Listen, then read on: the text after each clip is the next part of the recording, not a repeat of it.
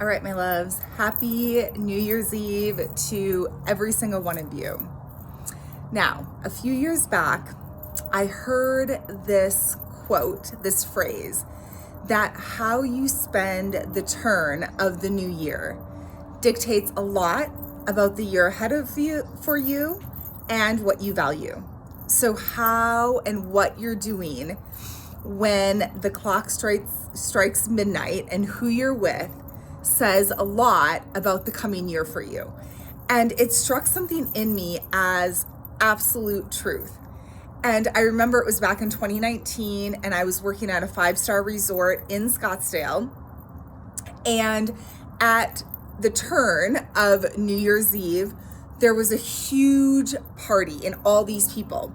And I remember pulling back and just being on the outskirts of it and just kind of observing and looking and doing some reflection and just saying to myself, these are not the people I want to be around. This is not what I want to be doing for the year ahead. So I'm just going to pull back and have this moment to myself. Okay. So even though I was surrounded in a lot of celebration and party and all of this stuff, I really went into my own energy and just was with myself as that turn into the new year. Okay.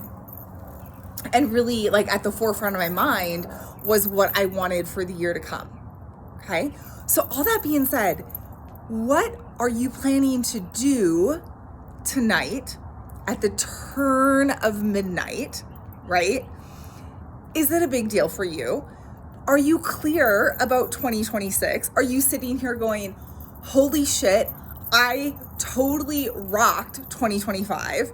Or maybe, like myself, you're sitting here going, yeah, my life looks nothing like what I wanted or what I thought it would be right now.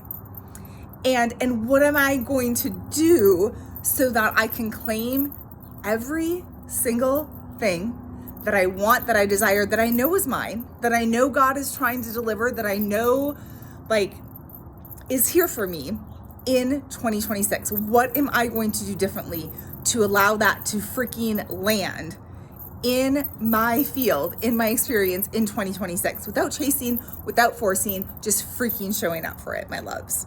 Okay. All that being said, do you need to change what you're doing tonight and what you're doing when the clock strikes midnight? Like, to me, it is a huge freaking deal. It doesn't mean I'm going to do something huge and explosive and whatever, but I'm definitely not going to do something that contradicts what I truly want. Got it? And some of those things you have to keep personal, because when people know, they start trying to be that thing for you, or there's little distortions or energy sent your way that might try to work against your manifestations. Okay. So you keep it quiet. You keep it to yourself. But are you clear? Have you reflected yet on 2025? Have you let it go yet? Have you maybe not been super clear about how you want to spend the evening and what you want to be doing at the turn of midnight? Like, do you really want to be laying in bed sound asleep when you're ringing in the new year? I don't think so. I definitely don't. Okay.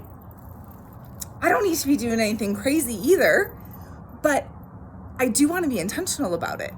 I do want to have the feeling and be living the thing that I truly desire at the turn of the year, even though it's not yet in my physical experience. You have to be it, feel it, believe it before it will ever show up in the physical, my loves.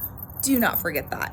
I'm going to go into part 2 about intentions and ways to reflect that we want to pull in the lessons. We want to embody the lessons. We want to extract and learn everything from 2025 that we can, so we don't repeat the same freaking year again.